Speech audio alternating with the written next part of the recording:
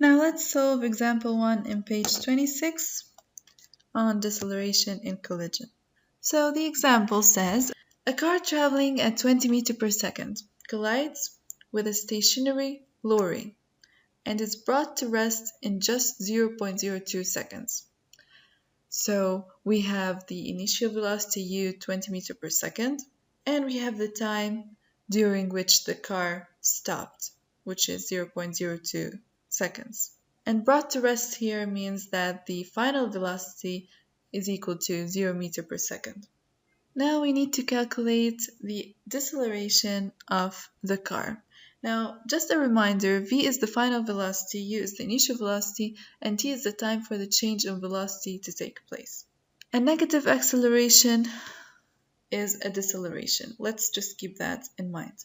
So to get the acceleration, it is the change in velocity over the time taken, which is equal to v minus u over t, equal to 0 minus 20 over 0.02 seconds, equal to minus 20 meters per second over 0.02 seconds, and the final answer is minus 1000 meters per second square.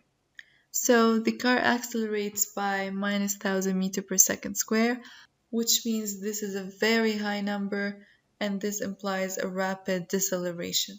The second part of the example, a person of mass 50 kg in the car would experience the same deceleration when she came into contact with a hard surface in the car. This could be the dashboard or the windscreen.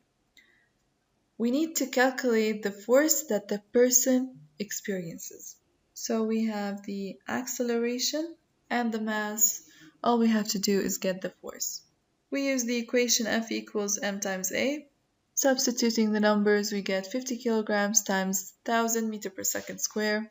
So the force is 50,000 Newton.